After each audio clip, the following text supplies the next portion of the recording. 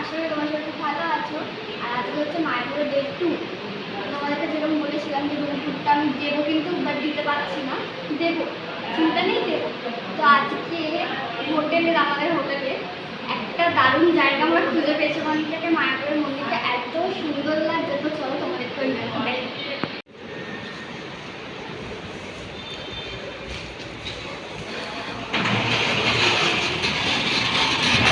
খুব সুন্দর হাওয়া দিচ্ছে।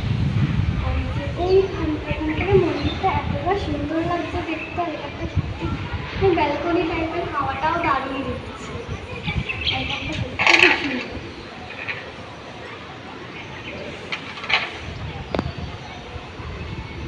ঘন্টা দোলনা। আমরা রেডি হয়ে গেছি অলমোস্ট। তোমরা যদি আমার গেট রেডি উইথ মিটা দেখতে চাও, আমি করেছি, ওটা আমি ইনস্টাতে পোস্ট করবো। আর ইউটিউবেও করছি, তোমরা ইনস্টাগ্রামেও দেখতে পারো, ইউটিউবেও দেখতে পারো, যেখানে ইচ্ছা। এই যে এটা হচ্ছে আমার বড়দি, যে ক্যামেরাতে আসেই না, খুব কম আসে। চলো একেবারে বেরিয়ে গিয়ে তারপর কথা হচ্ছে, কারণ অনেকটা লেট হয়ে গেছে, অলরেডি 8টা বেজে গেছে। আমরা উঠেছি অনেকক্ষণ, বাট বাঙালিরা যা হয় ল্যাট খেয়ে খেয়ে রেডি হতেই। তো চলো বেরিয়ে একেবারে কথা হচ্ছে। তো আমরা অনেকক্ষণ আগেই বেরিয়েছি। তো বেরিয়ে একটা জায়গায় ব্রেকফাস্ট করতে এসেছি এখানে, আর এইছি। দাঁড়াও সবাইকে দেখাই একদম।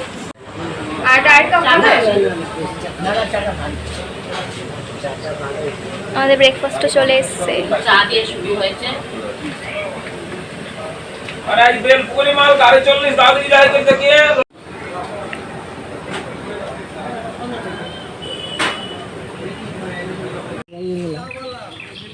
এই ঠাকুর যাবে বোধহয়, এটা ভিডিও করবো।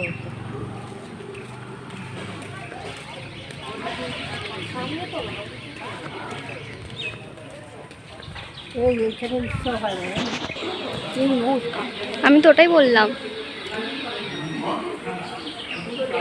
জায়গাটা জগন্নাথ দেবের মুখটা ঢাকা, মানে ঢেকে রাখা হয়েছে, কারণ সবাই স্নানযাত্রা গেছে। আর এখানে সবাই বলছিল যে স্নানযাত্রা যাওয়ার পর নাকি ওনার শরীরটা খারাপ হয়ে যায়, তার জন্য এখানটা পুরোটাই পর্দা দিয়ে ঘিরে ছিল।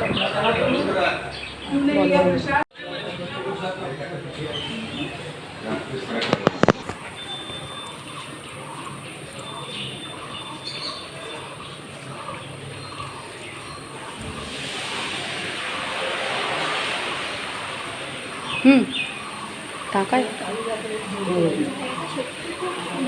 অসম্ভব সুন্দর।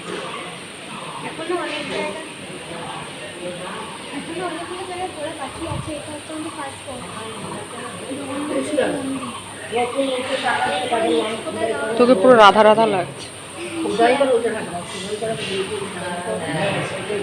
এখানে এই রথের জন্য প্যান্ডেল হচ্ছে না। চলো এবার আমরা নেক্সট কোথায় যাচ্ছি? যখন এখন ওই কাজীবাড়ি, যেটা চৈতন্য মহাপ্রভুর বন্ধু ছিলেন যিনি মুসলিম, আর কাজী সমাধির জায়গা যাওয়া হবে এখন। আচ্ছা,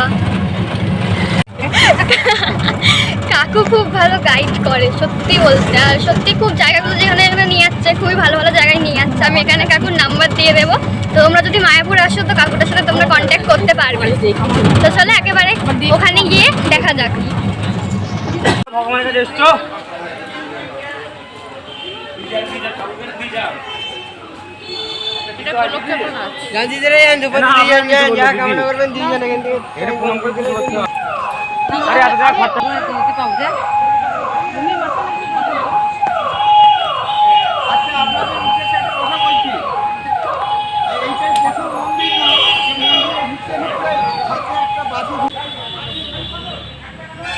আমাদের যেখানে মন থেকে আসবে সেখানে তো দেখি।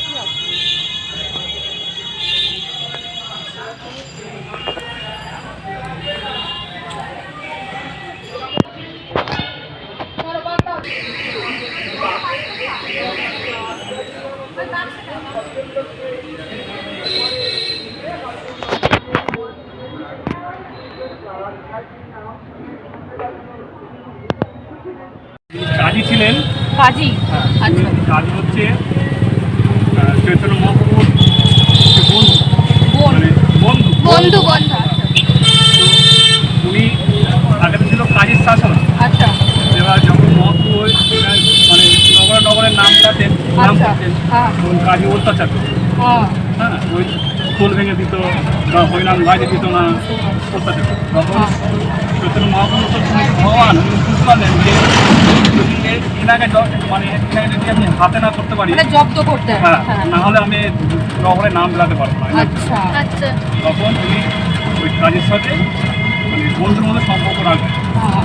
রাখার পর এবার উনি তো ছিলেন তো দুষ্ট, মানে ওই কাজে হচ্ছে তারপর যুগে ভক্ত ছিলেন, তখনই ভক্ত মামা ছিল না, হ্যাঁ ওই তারপর যুগে উনি হয়েছে। আর চৈতন্য মহাপ্রভু ছিলেন তারপর যুগে কৃষ্ণ, উনি ওই যুগে এসে ভগবান নিমায়ের রূপে এসেছেন।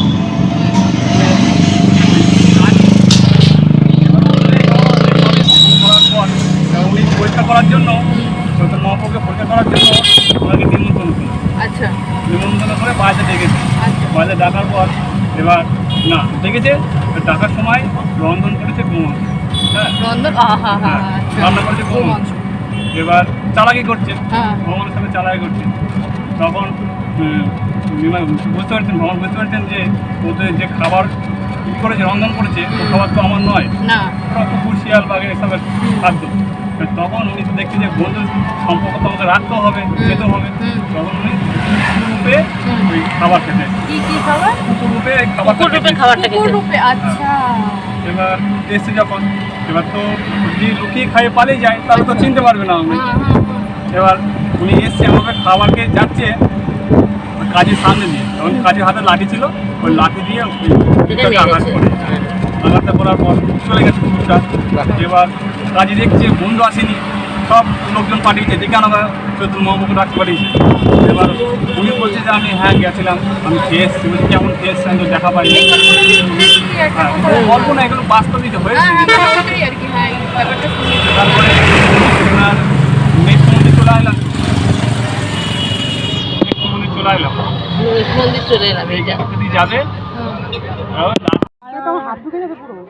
এই একটা একদিন দিয়ে দিবি। মাছকে দিতে হবে তো। এই মাছকে দিতে বললো। ওই দেখ মাংসকে রেখে গরু এই তো দে না, দে এখানে দে মাম। ভয় লাগবে না। আনলি তো হলো। বম্মা যা ভিডিও করছে ওর মুখের ভেতর ঢুকিয়ে দিয়েছে। করছি না আমার ভিডিও।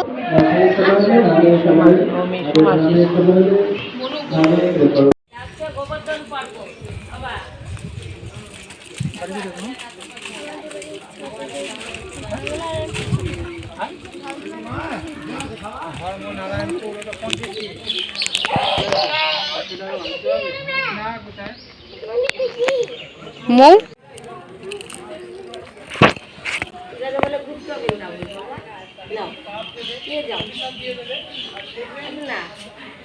নামটা কি বললো না? গিরি গোবর্ধন পর্বত।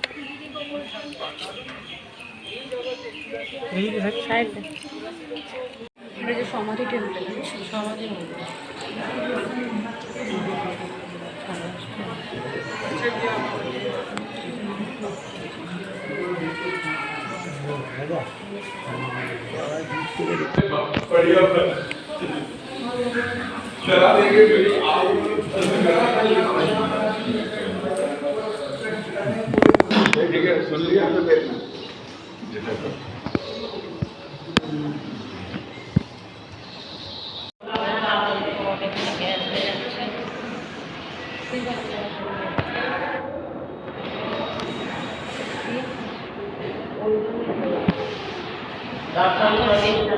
হচ্ছে মহাপ্রভুর জন্মস্থানে, তোমাদেরকে পুরোটা কভার করাবো আমি যতটা পারবো।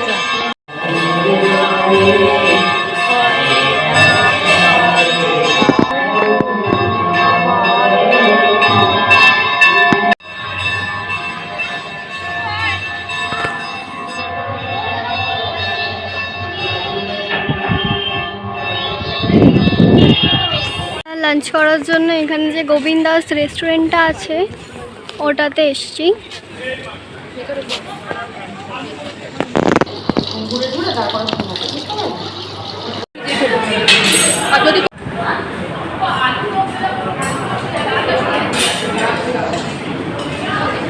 দাদা